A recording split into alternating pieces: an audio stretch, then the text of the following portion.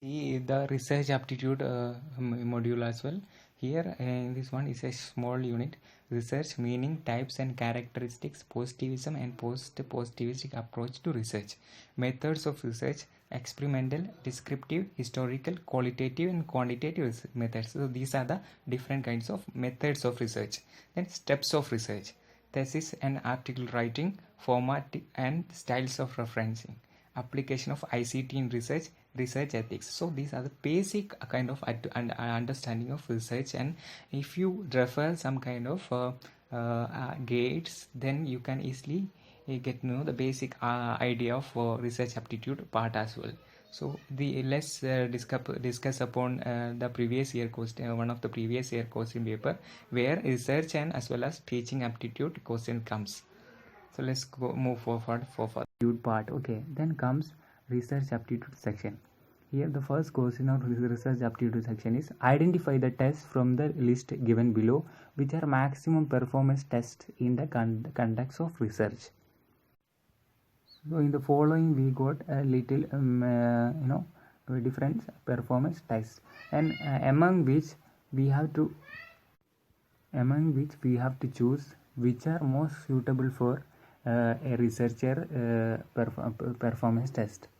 So here we have personality test, project personality test, achievement test, attitude test, intelligence test and aptitude test. Among these things we can see personality and project personal tests are not mostly we cannot say in the case of researchers, because in the researching personality doesn't matter, so we can eliminate those first two. Okay, then comes achievement test. Anyway, in research we have to achieve a lot, right? So this one will be most suitable one. Attitude test. Attitude doesn't matter here, right? Attitude is it's part of personality, so this also doesn't matter. Then intelligence test. Intelligence is very important for a researcher. Then aptitude test. Aptitude also, it's very important for a researcher. So the other three are most related to personality. That are personality test, project personality test and attitude test. This we can eliminate, and the only options that we have C, E and F, and the options whether you can see whether is there any comes as C, E and F. Oh, here we have this one. So the third one, so this one will be the correct option. There comes next question. Which one of the following research is cyclic in nature? Okay, there are different kind of research: fundamental research, applied research, action research and evaluative research. Among these research methods, which one comes as cyclic in nature? Okay, you know that fundamental research is nothing but mostly theoretical based kind of research. So there will be having a kind of underlining theory behind that. Okay, so this one you can eliminate, fundamental research. Is it applied research? In applied research, this is not also a cyclical phenomenon.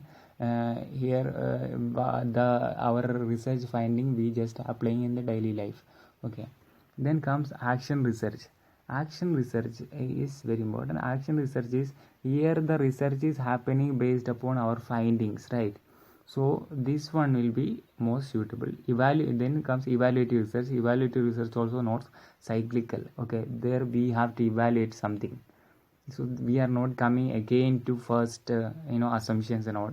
Here in action research, if we have an hypothesis first one, then we will do action, then based on that action we will prove it or disapprove it, and then comes again to the hypothesis, then again trying again. So the action is the very important thing.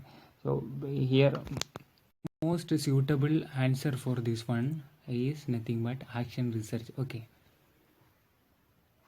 here we see in this one here we can see the classification of researchers into two, that is from the point of view of contribution, from the point of view of researchers. So from the point of view of contribution, the research is actually categorized into fundamental research, action research, applied research. Among fundamental research, there are three subcategorization, which is experimental research, historical research and philosophical research. Okay, philosophical research is mostly related to theoretical based research.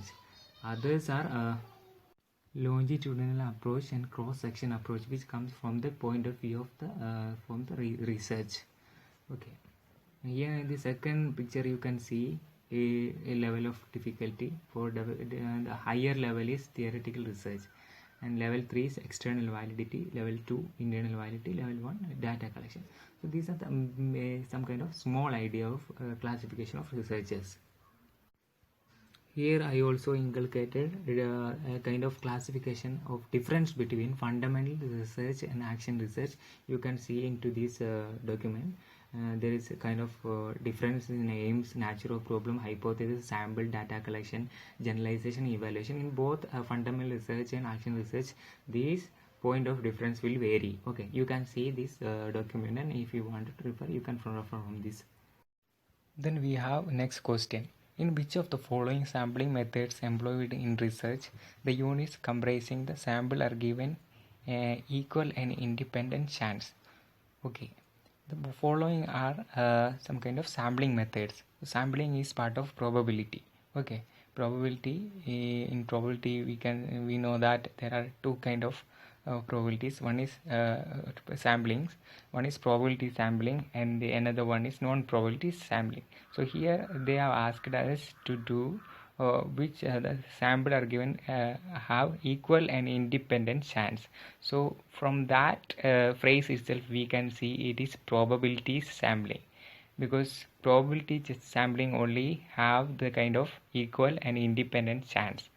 In non-probability sampling we can't have kind of equality and independence per se. So among the following we have to choose one of the probability sampling method. We know that stage sampling is not a probability sampling method. Cluster sampling is one of the probability sampling method. Dimension sampling is not probability sampling method, and snowball sampling of course is not part of probability sampling. It is part of non-probability sampling. Snowball sampling, we know that during the coronavirus issue itself, if one of Indus case is there, and he could have transmitted the virus to another person, and that person can be transmitted to another person. So we have to trace each of these contacts. So here we actually use snowball sampling method. Okay, and that is a kind of non-probability sampling method.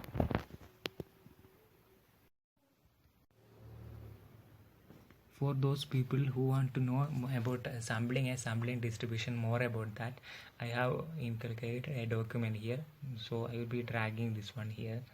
Okay, if you wanted to know more about sampling and sampling methods, you just have to refer on this material. Okay.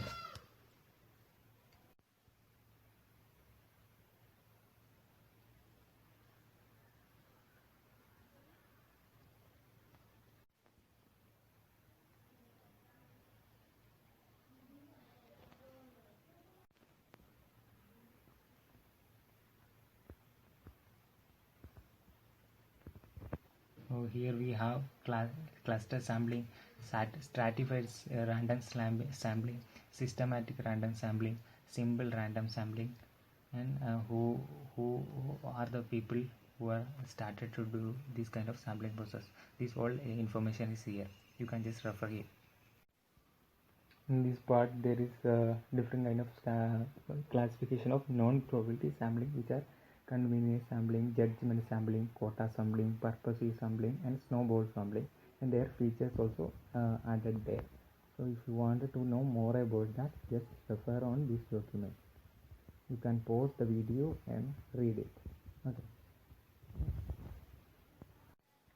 Then we have next question. The question is, the issue of research ethics becomes relevant in which of the following stages of research? So there are different kind of stages of research following, which are problem selection, hypothesis formulation, hypothesis testing, data analysis and interpretation, defining of research population. Among these, which are the most relevant when we are doing findings in case of ethics also? Okay, research ethics. The ethics will be important, especially to do report things, right? If the information is faulty, then all the research will be redundant, right? So we have to provide accurate research data, right? So that's why ethics is very important in case of research. We cannot provide faulty data. So that's why the ethics of research is important. So among the the options, we have to choose which are the stages where ethics will become very pertinent. You can see here in problem selection, here ethics is not that much important. We can choose any problem. Okay, hypothesis formulation of hypothesis also, ethics is not much relevant. But hypothesis testing, this one, if you test something, we have to report the correct answers, right? The original result of the test. So that's why ethics is important. So hypothesis testing, in this case, ethics is important. Data analysis and interpretation, here very important. Ethics is very important. We have to analyze data properly, and we have to interpret it is genuinely and with honesty, right? That's why ethics is important. Defining of research population, here we in the options we only have these two options, two answers, right? We got C and D as the correct options. So this one will be the most suitable option. In defining research population, we also need no need of ethics is required. We can define any sample. This is also about sampling. When you do collect data, we have to provide some sample of population. So there is no kind of ethics is required there. We can use any sample. So, but hypothesis testing and data analysis and interpretation, the research ethics is very important. Then comes up the 10th question, which is the last part of research aptitude unit. This is, in which type of qualitative research designs individual stories to describe the lives of people are explored. So there are qualitative research designs. Ethnography is a qualitative kind of research. Symbolic interaction, that's all qualitative type of research. Especially we will do in anthropology and social sciences. Ethnography also, we will go to the fields, especially if we are studying a tribal community or something, a indigenous community or something. We will go to that community and live with them and have rapport with them and engage with them, and like engaging with those people will make direct interactions, and so that's why it is called ethnography. And in the symbolic interaction also a qualitative kind of research. Grounded theory research. In grounded theory research, there is a theory basis will be there. Okay, there is a kind of if you take kind of theory like westernization or Indianization, and this kind of different social science terms or other kind of research theoretical based learning. So there will be one kind of theory in the behind those research. That's why grounded theory research. So then comes narrative research. So here question is, which type of the qualitative research designs individual stories to describe the lives of people are explored. So here stories of people are important. People will have oral history. Okay, so they will have intergenerationally, they will be describing about their there will be a lot of myths and as well as norms and stories about their ancestors. So there's kind of oral history also will be there. Get individual stories of people, then most probably the most suitable answer for this question is narrative research. Here we will narrate stories, and the researcher will ask questions to the people and they will narrate their stories. So here the most suitable answer is narrative research, where researcher will get individual stories from their own subjects. So here up to now we have discussed research as well as teaching aptitude questions. We have discussed so far 10 questions. Okay, then next video I will be coming with communication as well as mental ability part. Okay, thank you.